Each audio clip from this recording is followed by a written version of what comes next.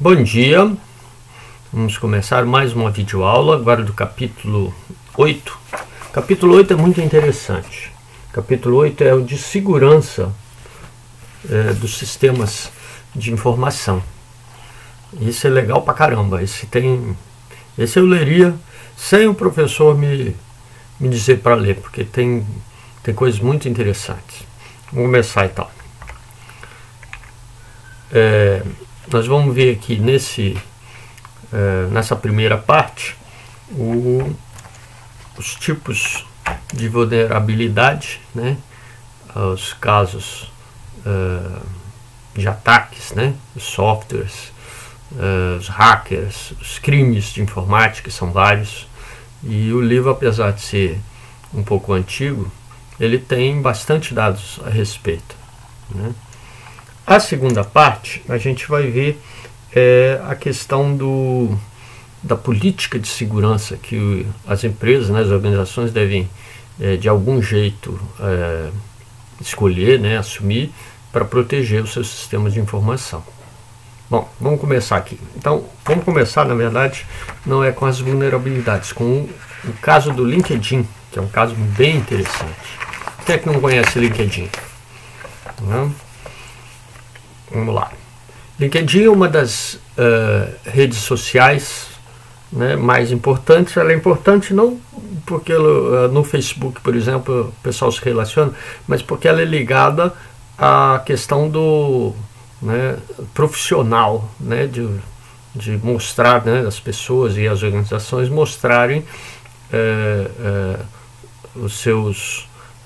suas qualificações, né, todo o lado profissional, né, do profissional que atua na área de informática e em várias outras áreas, né, pode ser colocado no LinkedIn, assim como coloca as besteiras no Facebook, coloca, na verdade, não besteira, mas coisas importantes da sua carreira, do que você já fez, né, o seu portfólio, por exemplo, né, e um monte de outras coisas. Então, por isso, ela é uma rede, social, né, digamos, séria, né, digamos assim, né? Por isso, bom, vamos ver o que ocorreu nessa LinkedIn. LinkedIn é um dos mais importantes sites de redes sociais na web. Ele possui mais de 225 milhões de usuários, isso em 2013. Em 2017, mais de 500 milhões de usuários, né? Paulo Afonso deu uma olhadinha, talvez tenha mais agora, não sei, né? Já estamos em 2020. A maioria desses usuários dele é composta por profissionais, né, de escritórios, atentos à própria carreira, não só de escritório, de várias áreas, né, que está dizendo que escritório não é só isso, e mais interessados em manter uma rede de relacionamentos que uma rede social, rede de relacionamento profissional, né, ligado a alguma questão profissional. Os usuários mantêm seus currículos online, estabelecem vínculos com seus colegas e contatos empresariais e pesquisam por especialistas que possam solucionar seus problemas empresariais diários. Então já entenderam por que ela é importante, né, para as empresas. Os recrutadores corporativos, bem como pessoas que estão à procura de emprego ou progresso, né, subir na carreira, por exemplo, levam o serviço do LinkedIn muito a sério, claro, né? De qualquer maneira, LinkedIn tem sido uma das principais histórias de sucesso de tecnologia da última década. A empresa LinkedIn, né, é avaliada atualmente em 21 bilhões. Aqui o Paulo Afonso não tem o dado atualizado. Seria interessante ver, né, qual o valor hoje. Eu aposto que está mais do que esses 21 bilhões. Em junho de 2012, 8 anos atrás, né, no entanto, a empresa sofreu uma violação de dados que expôs as senhas dos seus usuários, né, de milhões desses usuários. Os hackers violaram a segurança do site e roubaram 6,5 milhões de senhas de usuários. Em seguida, publicaram abertamente as senhas em um fórum de hacking da Rússia, né. Logo após a violação usuários do LinkedIn, especialistas em segurança, ficaram surpresos que uma empresa cuja função principal é coletar e gerir os dados do cliente, né, dos usuários, né, que são profissionais, havia feito tão pouco para protegê-las. O LinkedIn, lamentavelmente, apresentou uma segurança computacional inadequada, né?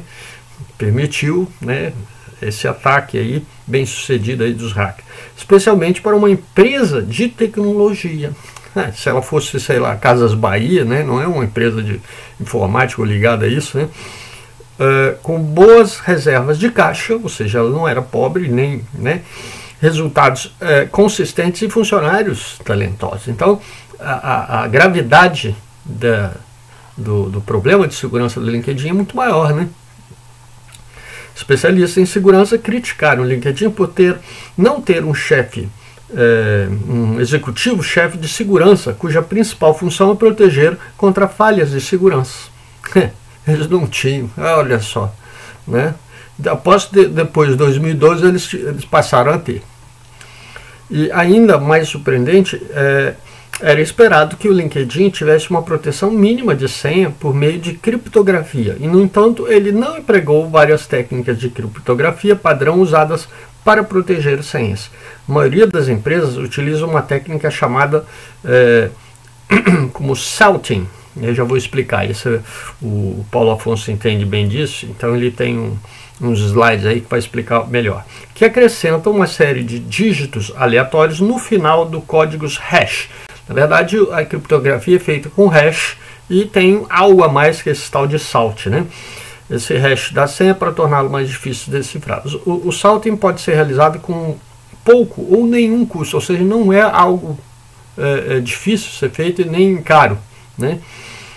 Com apenas algumas linhas adicionais de código. A maioria das empresas utiliza as funções criptográficas complexas para acrescentar a salt às senhas, mas incrivelmente o LinkedIn não tinha acrescentado de modo algum o salt, né, essa técnica nova, às senhas de seus usuários, nem tão nova assim, né? Fornecendo um nível de segurança equivalente a deixar abandonados os pertences de valor de alguém em uma área movimentada, né, num terminal rodoviário, né, São Paulo, né? Deixa lá tudo ali para as pessoas pegarem. A maioria das empresas armazena os códigos hash das senhas em servidores web separados, né? Para justamente questão de segurança. E seguros, então, para dificultar ainda mais sua violação por parte dos hackers. O custo total para uma empresa como a LinkedIn implantar uma senha robusta, um servidor web e segurança de aplicação seria de, no mínimo, umas centenas de milhares de dólares. Né? Mas uma violação média de dados custa às empresas 5,5 milhões de dólares, ou seja, aquele gasto era fundamental, daí não fez, né? Segundo o estudo do Instituto Ponemon, patrocinado pela Symantec, é uma empresa de área de segurança, né? As perdas da LinkedIn poderiam ser ainda maiores do que isso, né? Foi barato, digamos assim, a perda, né? Foi caro, mas podia ter sido pior, né? O que torna a sua total despreocupação com a segurança de dados ainda mais surpreendente, né? Pisaram na bola, né? Feio. Alguns especialistas em segurança acreditam que a falta da obrigação de indenizar das empresas como o LinkedIn é uma das principais razões para suas fracas políticas de segurança. A política de segurança que a gente vai ver na segunda parte, né, desse capítulo 8. Tá?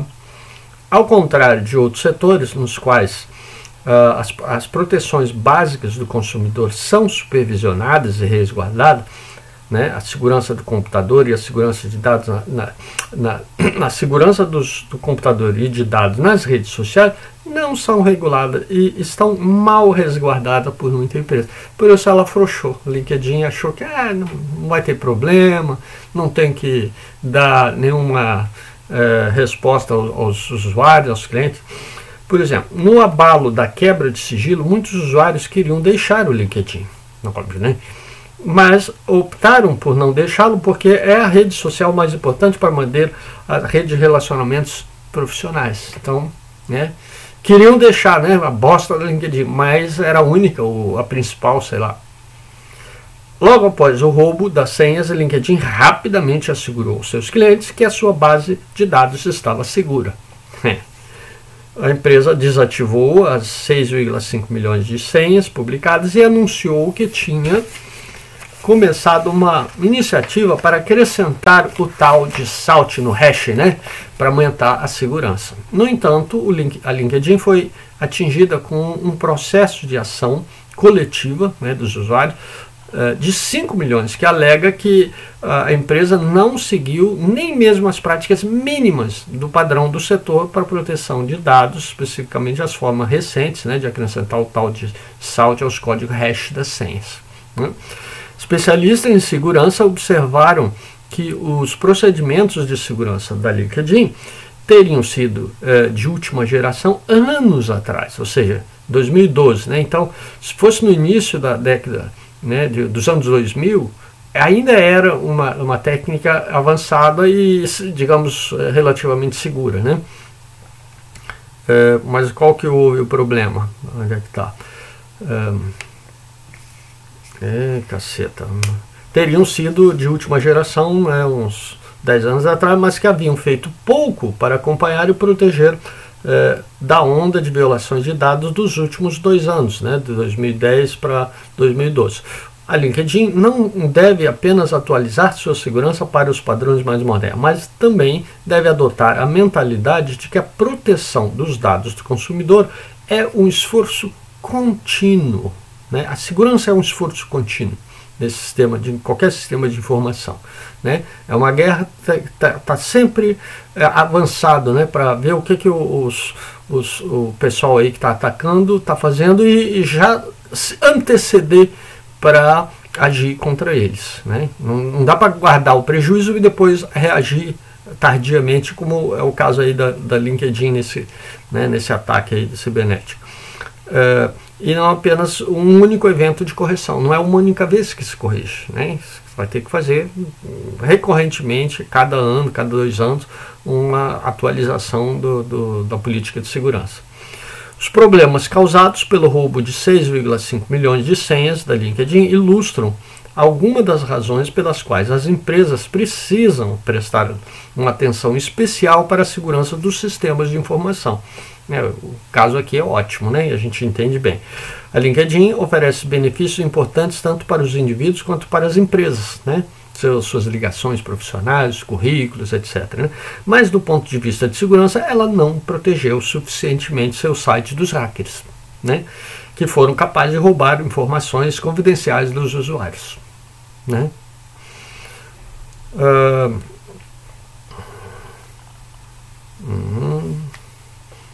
Bom, aí o resto aqui, os slides aqui né, vão dar conta aqui. Os currículos online, blá blá blá, vínculos com os colegas, especialistas para resolver os problemas empresariais. Né, o Paulo Afonso aqui nos slides ele resumiu bem aqui a importância, né, da rede. Né? Tanto que muitos usuários queriam abandonar a LinkedIn, ficaram putos, mas não saíram, não tinha outra, pelo menos não tão boa como a LinkedIn. O mundo corporativo leva serviço, LinkedIn, então aí tem várias notícias aqui, né? Se quem quiser dar uma olhada aí, é tranquilo, é só pegar aí e entrar lá dentro. Né? Top Place, né? Melhor 19, 20, 92% dos, digamos assim, gente ligada, gerentes de business to business, né, entre empresas, né, negócios entre empresas, né, usam o LinkedIn, né, mais de 90%. Então, né, articles, upper level position, ou seja, a alta gerência, os cargos profissionais mais altos, tá? Quase metade estão no LinkedIn. Né? Então, uma rede muito importante para as empresas. Né? Bom, aí o ataque, o vazamento, procedimento de segurança ultrapassado, claro, ultrapassado para a época. 2012 já era ultrapassado, mas em 2002, por exemplo, 10 anos atrás, ainda era uma técnica avançada. Tinha que ter mantido, né, como é que chama, a atualização verificada, né, que a empresa não fez, né? Bom, como é que se deve guardar as senhas dos usuários no banco de dados, né? Texto plano é a pior situação possível, né? Botar um texto é a coisa mais fácil de roubar, né? O Paulo Afonso colocou aqui, o teste para saber se o sistema de informação armazena sua senha dessa forma. Use a função recuperar a senha do sistema. Caso sua senha seja enviada por e-mail, há fortes indícios que ela seja armazenada em texto plano. Ou seja, a segurança hoje, talvez há uns 20 anos atrás era boa, hoje é uma merda, né? Desse jeito, não, qualquer hacker consegue roubar sua senha. Como então guardar as senhas dos usuários no banco de dados, né? A gente já viu que, bom, não se deve usar a senha, igual é difícil isso, né? Como é que a gente fica decorando senha, principalmente aquelas cheias de caracteres diferentes, né? Bom, aí então é a criptografia, né? Como é que se deve guardar? Né? Senha criptografada, né? Bom, também não é interessante. Não é interessante não, é interessante, mas tem um problema ali que deve ser resolvido, que é a questão da descriptografia, né? Se a chave, a posse da chave da descriptografão, ai caceta, se a chave da criptografia que vai descriptografar a mensagem, ela é acessível facilmente. Se ela for acessível, não adianta nada. Você criptografa e a chave fica disponível, ou é facilmente acessível pelo hacker, não adiantou nada. Então tem que ser uma chave que seja difícil de ser acessada. Então o desenho aqui mostra bem, né?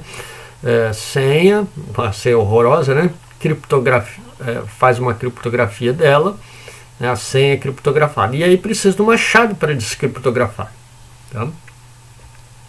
Como guardar a senha, né? Então, o hashing é, digamos, uma das técnicas mais usadas, né? E adequada, né?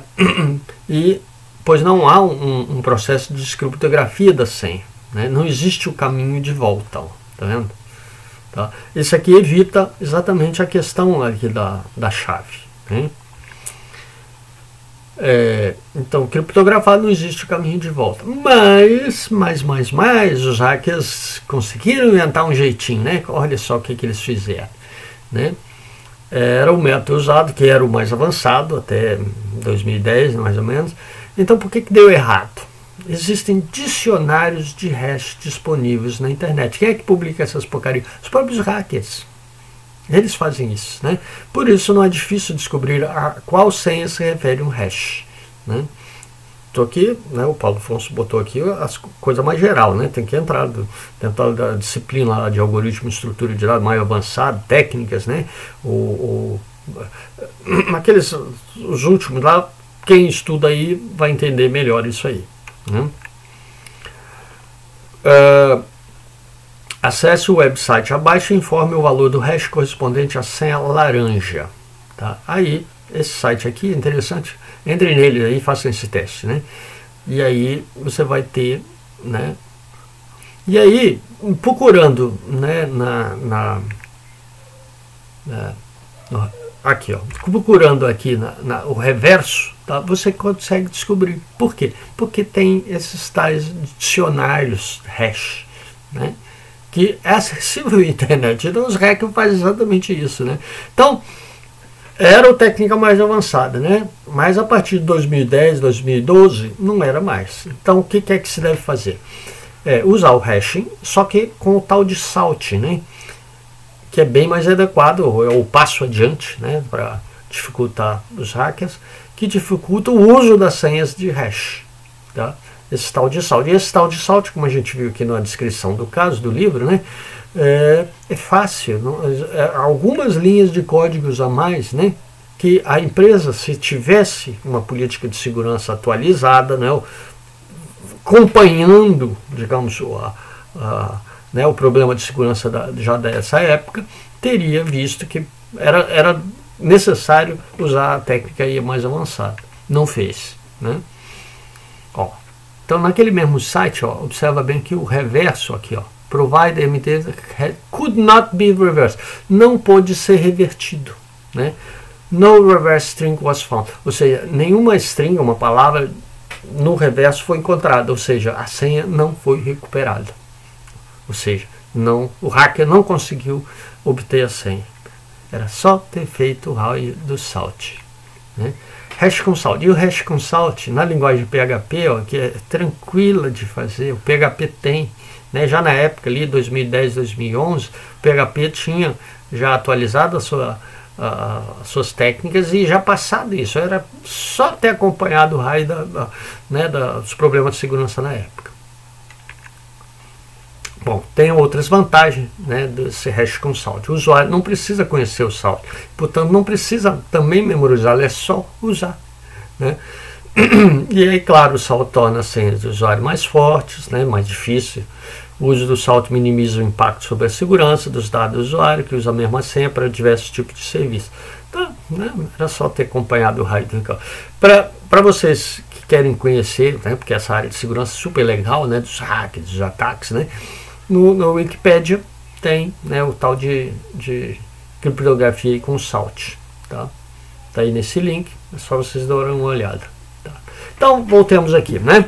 Vulnerabilidade. O que isso mostra? Né? Vamos aqui no livro, aqui depois do caso.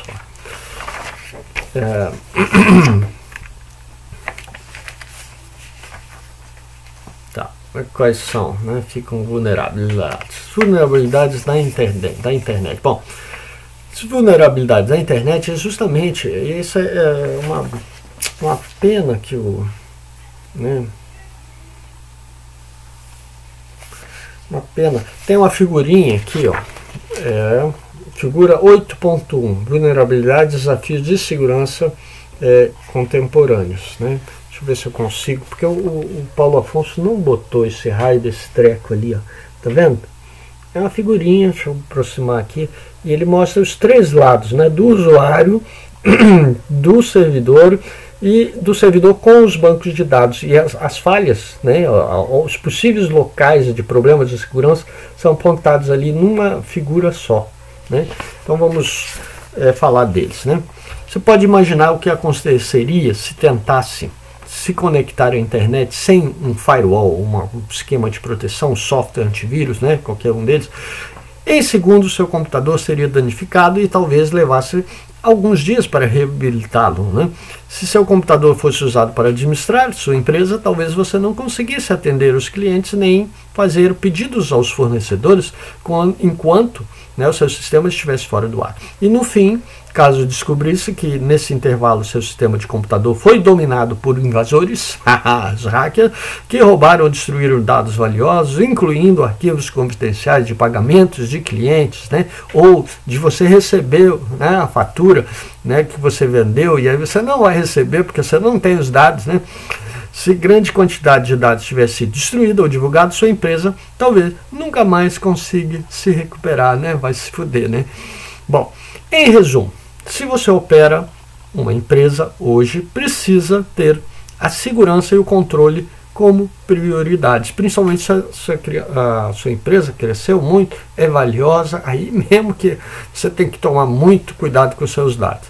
Né? O termo segurança, né, abarca as políticas, os procedimentos e as medidas técnicas usadas para impedir acesso não autorizado, alteração, roubo ou danos físicos a sistemas de informação. Né? Os controles, por sua vez, consistem em todos os métodos, as políticas e os procedimentos organizacionais que garantem a segurança dos ativos da organização. Né? Tudo que a organização possui, tanto físico como abstrato. Né? A precisão, a confiabilidade de seus registros contábeis e a aderência operacional aos padrões administrativos, tanto os internos como o do ambiente econômico aí do país em questão. Por que os sistemas são vulneráveis? Por quê?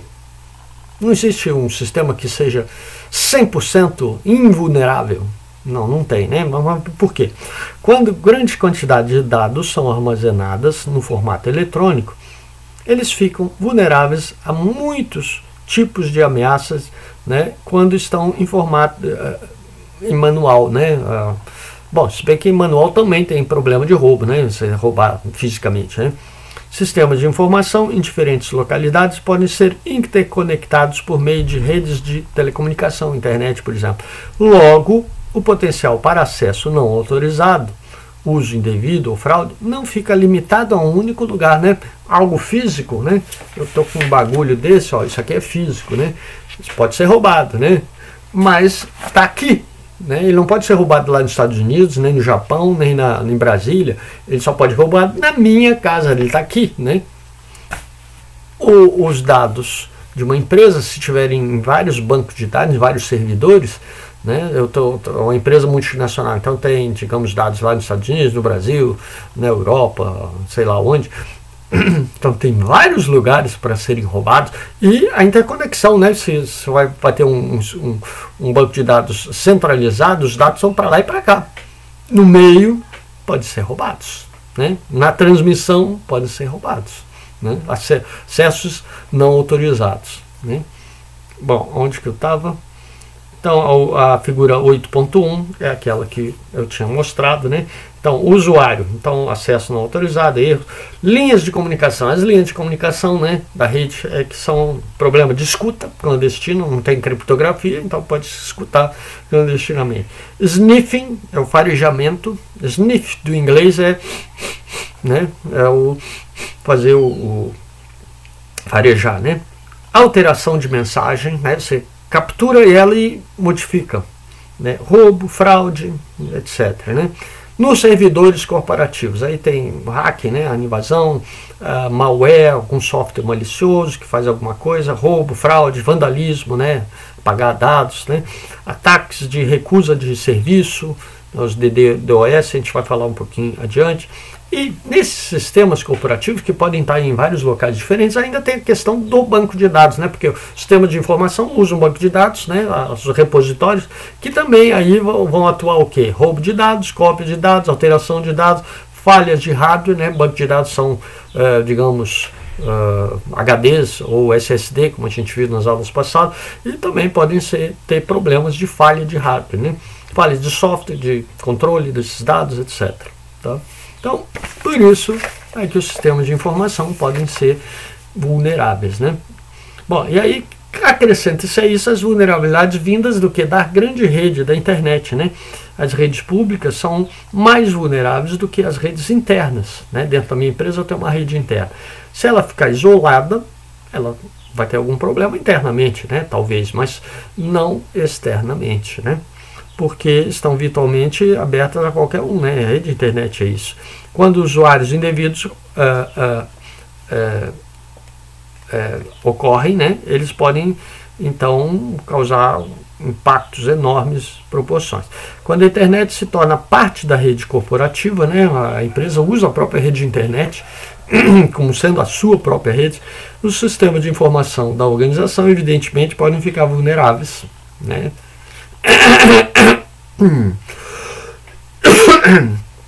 Os serviços de telefonia baseados no VoIP, né, ou tecnologias da internet, VoIP é uma delas, né, não tem criptografia, ou pelo menos não tinha, não sei se agora tem.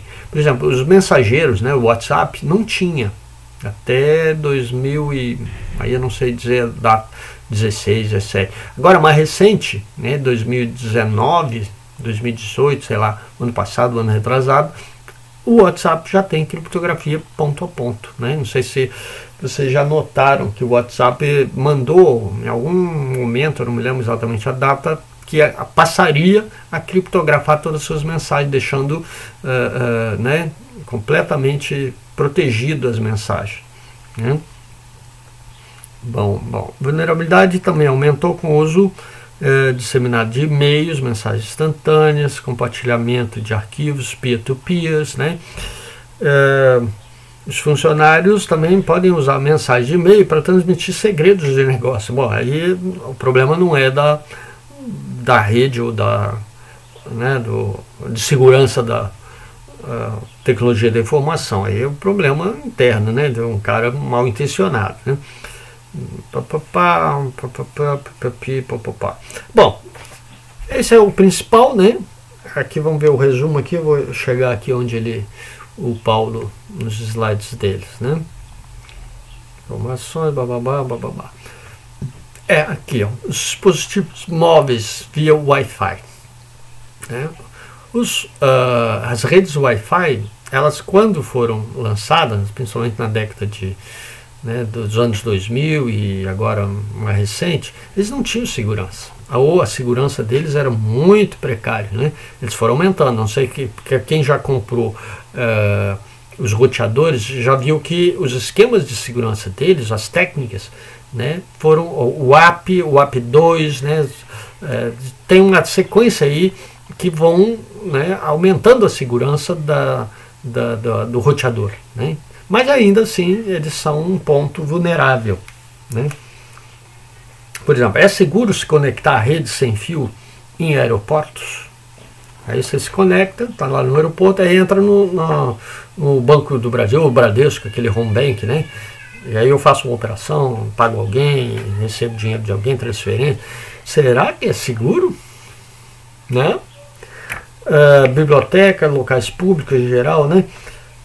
Depende de qual alerta você está. Mesmo a rede sem fio de sua casa está vulnerável, pois é fácil fazer a varredura das redes sem fios que utilizam tecnologia rádio. Sim, o cara pode estar ali do lado, lá fora, tá de repente acessando sua rede Wi-Fi e, quem sabe, até invadindo, né, e acessando seu computador, seu laptop, o seu celular, né?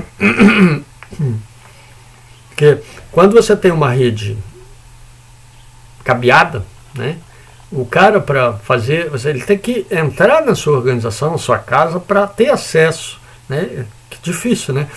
Com o Wi-Fi, o cara não precisa, o cara só precisa ficar do lado lá da tua casa. Teu vizinho, de repente, é um hacker, né? E você nem sabe disso, né? Está vulnerável, varredura sem fio, o Bluetooth e o Wi-Fi são suscetíveis de escolhas, né? As redes locais, né, que usam o padrão 802.11 podem ser facilmente penetradas por estranhos munidos de laptop, cartões sem fio, antenas externas, softwares de hacking, software protegido para facilitar as atividades dos hackers, né, de invasão. Os hackers podem usar essas ferramentas para detectar redes desprotegidas, né? Porque o que eles fazem? Eles primeiro acham as vulnerabilidades, depois atacam. Então, primeiro eles sondam, né? Opa, aqui tem uma vulnerabilidade. Oh, aqui esse roteador aqui é antigo e está usando uma técnica, eu posso explorar, né?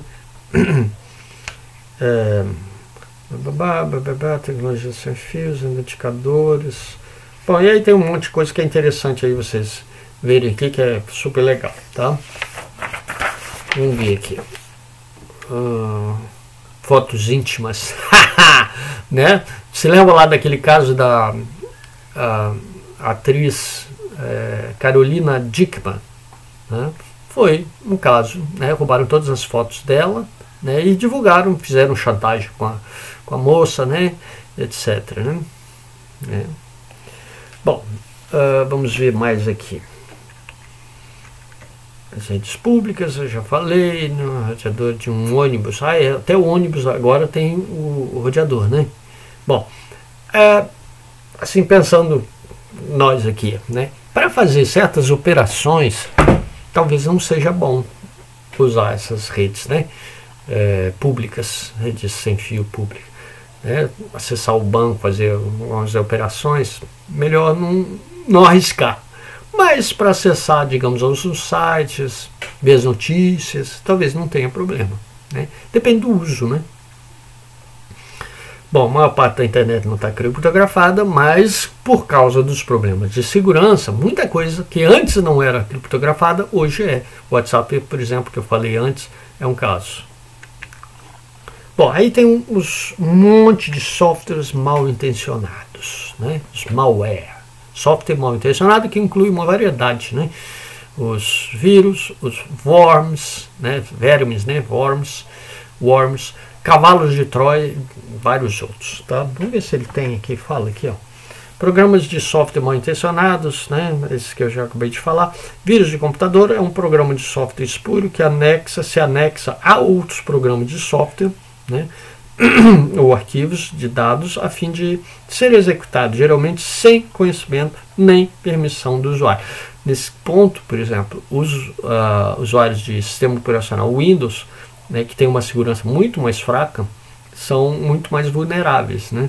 Por isso que quem usa Linux, né, e não usa o administrador normalmente, né, porque se você ficar usando, né, o usuário administrador, o root, não adianta nada, né? Você usa um usuário normal lá e só faz as operações de root, né, de administrador, quando precisa, para instalar algum programa, etc. Né? Então, no Linux é muito mais seguro do que em qualquer desses sistemas Windows aí, mesmo que hoje, né, o Windows 10, por exemplo, é muito mais seguro do que o Windows XP, né, de uns 10, 15 anos atrás, que ainda eram bastante usados. Né? Vamos ver. Sem conhecimento, a maioria dos vírus transporta uma carga. A carga pode ser relativamente benigna. Sim, os vírus às vezes não fazem nenhuma coisa séria, né? Mas às vezes fazem, né? Exibir alguma mensagem, altamente destruir os programas de, né, os dados, aí sim, entupir a memória do computador, fazer ele funcionar mal, né? Quando o computador fica lento, tá cheio de vírus, tem que formatar, né? Há 10, 15 anos o XP era uma peneira, passava tudo, entrava tudo lá dentro, né? Fazer os programas, normalmente os vírus passam de computador para computador quando se executa determinada ação, um determinado programa que esteja infectado, né?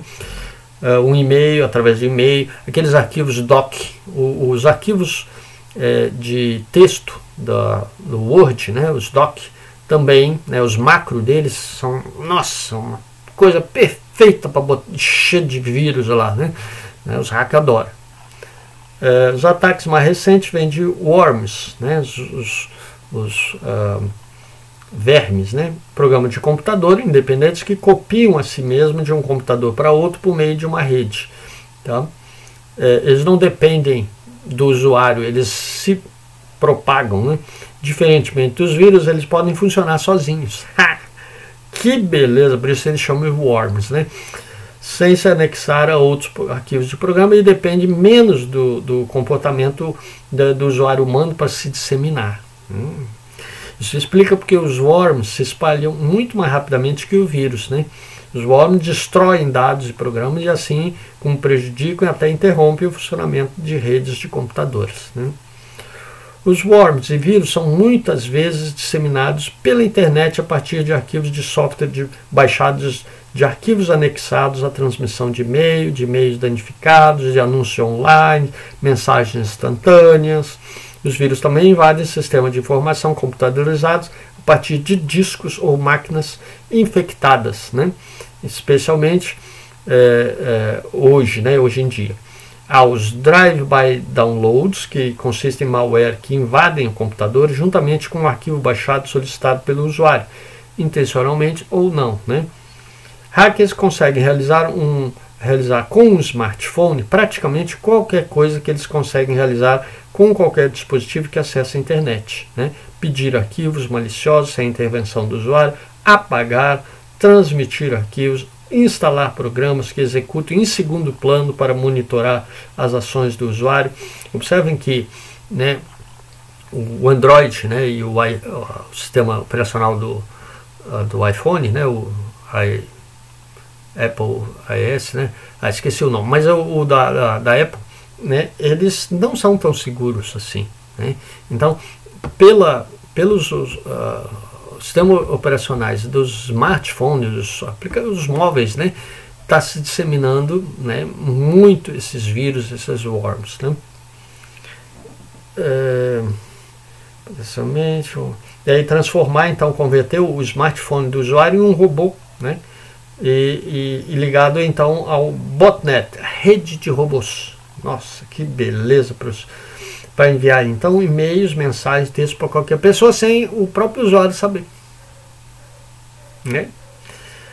Como os smartphones começaram a ser mais vendidos que os PCs, e hoje mais do que nunca, né, são cada vez mais utilizados esses dispositivos móveis para efetuar, né, esses ataques, né? Hoje em dia se usa esses smartphones, né, esses aplicativos móveis para pagar, para fazer compras, né? Então eles viraram o principal alvo desses malware, né? Bom, aí tem toda a descrição aqui no site, um monte de coisa que é legal, né? E está um pouquinho desatualizado porque são os dados até 2014, né? Mas relativamente não é tão longe assim, né? Talvez tenha algumas, os cavalos de Troia, aí fala todos aqui, tem os sites aí, programas de proteção, né? O Panda e tem outros aí. Tem os ataques por SQL Injection. Esse é interessante, né? Esse aqui o Paulo vai falar alguma coisa, né? Os worms, aí tem um resumo, né? Beleza? Cavalo de Troia, né? Um software que parece benigno, que não faz nada, mas ao contrário, né? Aí tem toda a descrição, aqui no livro fala com mais detalhes. Essa parte é muito interessante aqui do livro. Os spywares, que aí então são usados para espionar mesmo, né? Eles estão integrados lá e quando você acessa e o hacker acessa o computador com o spyware, ele pode monitorar o computador diretamente, né? Os keyloggers são muito interessantes, né? Porque se o cara, né, lá está sendo espionado, digita uma senha, né, quem está espionando, né, usando esse keylogger, pode saber o que o usuário teclou, né? Keyloggers, por isso é o nome, né? E aí, então, por causa disso, alguns bancos adotaram, né, o sistema de teclado virtual, que aí o cara não digita, né, clica. Se bem que até os cliques podem, né, agora com os mais recentes, clickloggers, né, mas é muito mais difícil. Keyloggers são mais fáceis, né? Se descobrir o que a senha, por exemplo, do usuário digitou, né? Aí tem aquela questão do Windows, Linux, né? Em 2013, dados, uma empresa de segurança descobriu quase 37 mil tipos diferentes de malware. Hoje em dia deve estar lá pelos 100 mil, sei lá, por aí. Em 95 em 12 meses, nossa, talvez tenha meio mais de 100 mil, né? Ainda mais nos móveis. Bom, hacker é interessante a gente dar uma palavrinha, né? Porque hacker é o indivíduo que pretende obter acesso não autorizado a um sistema de computador. Mas o hacker que obtém esse acesso, que invade, não necessariamente ele quer roubar, né, ou quer causar algum dano. O hacker é aquele indivíduo que consegue detectar as falhas de segurança e invadir. Mas o que ele faz depois é que define se ele é um hacker do bem, digamos assim, né, que ele vai chegar, tua empresa está com uma falha e tal coisa, eu consegui invadir, acessei todos os seus dados, tá? E outro que é ao contrário, né, ele vai o quê? Usar isso, não vai falar nada para a empresa e vai roubar, vai, sei lá, causar algum dano, né? Então, na comunidade de hacking, que é esse especialista que consegue ver as falhas de segurança e invadir, né, o termo cracker é o que eles usam, né? Cracker é de quebrar, né? Cracker, né? Creme cracker, no biscoito. É o creme que quebra, né? Que é daquele jeito gostoso que a gente come, né? Então o cracker é o que quebra, né? E designa então o hacker com vontades criminosas, digamos assim. Bom, aí os tipos de crimes, né, são vários, né, desses tais de crackers, né, negação de serviço, injeção de SQL, phishing, né, vamos ver alguns deles aqui. Onde é que está? Por exemplo, de ataque de recusa de serviço. Hackers sobrecarregam um servidor de rede ou servidor web, né? Vamos ver aqui, ver se ele está falando aqui, DDoS. Ataque DDoS consiste em sobrecarregar um servidor com milhares de falsas comunicações a fim de inutilizar o serviço, né? O pessoal mais recente aqui faz esse tipo de ataque e aproveita que esteja com falta de serviço para fazer outros tipos de ataques, né? Aqui resume, né, o que está escrito aqui. A explicação aqui no livro é mais detalhada, mas aí está o resumo, tá?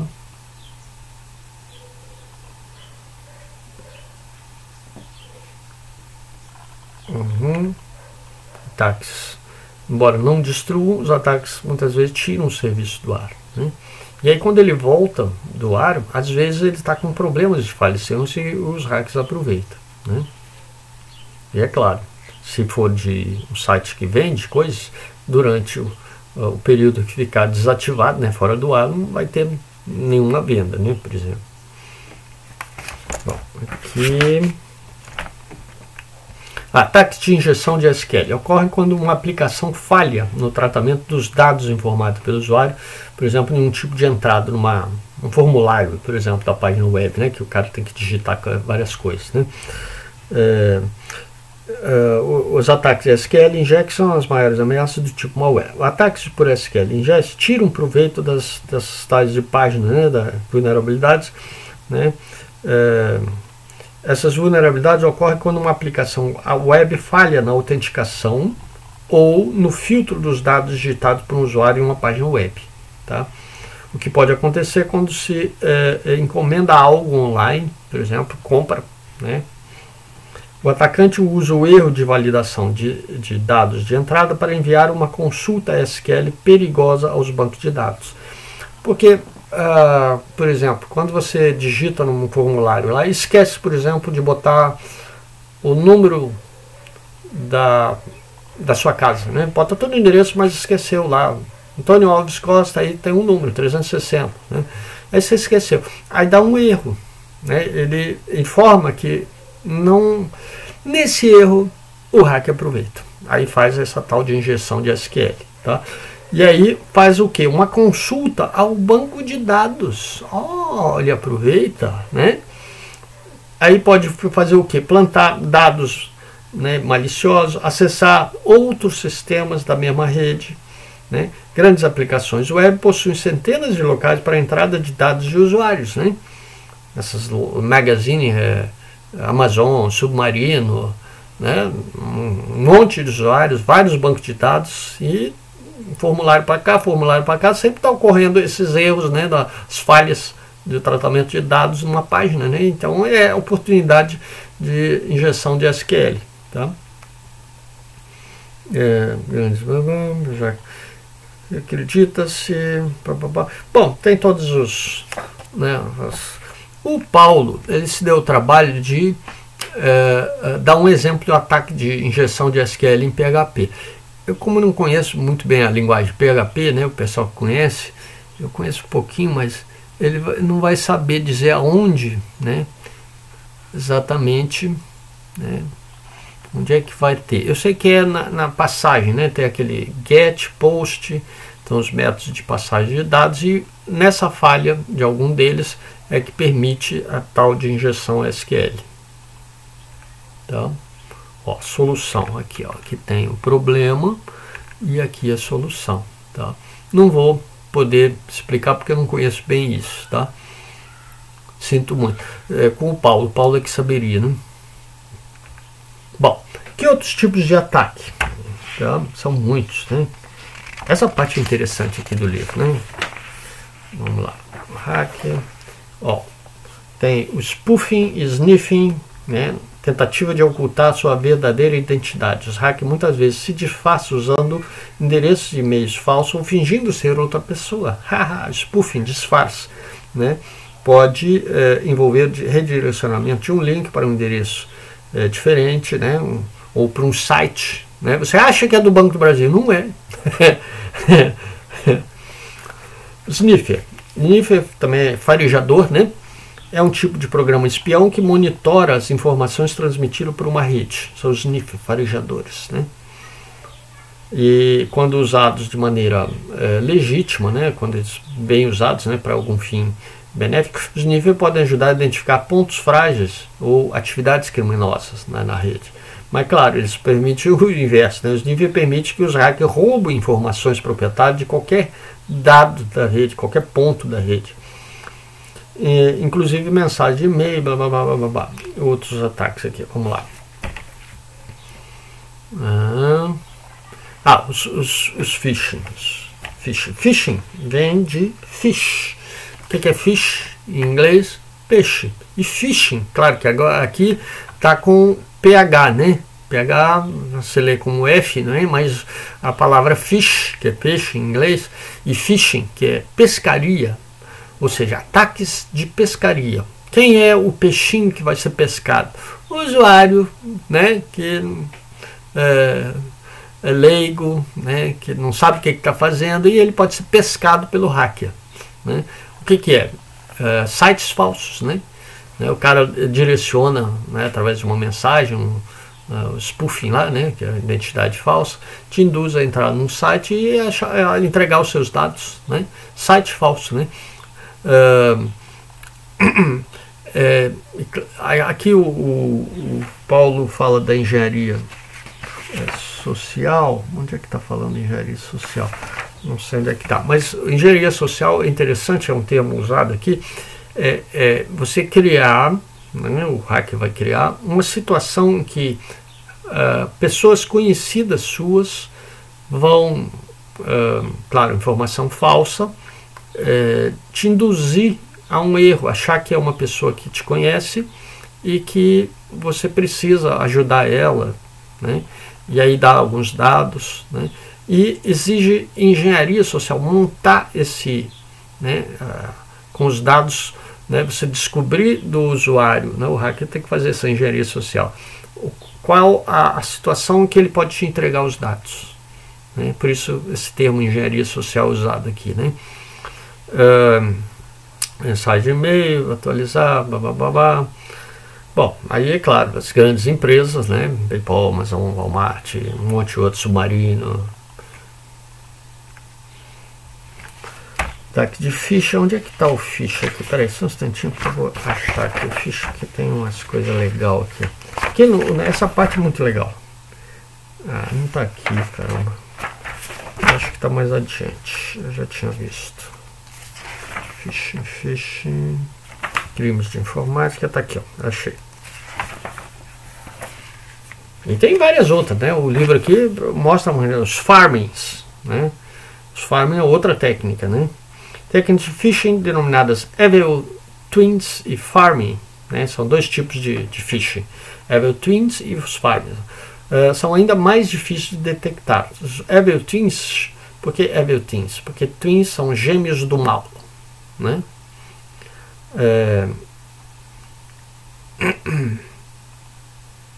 Onde que está? São redes sem fio que fingem oferecer conexões de Wi-Fi confiáveis. Aí você acha, uma rede aberta, eu não preciso dar senha.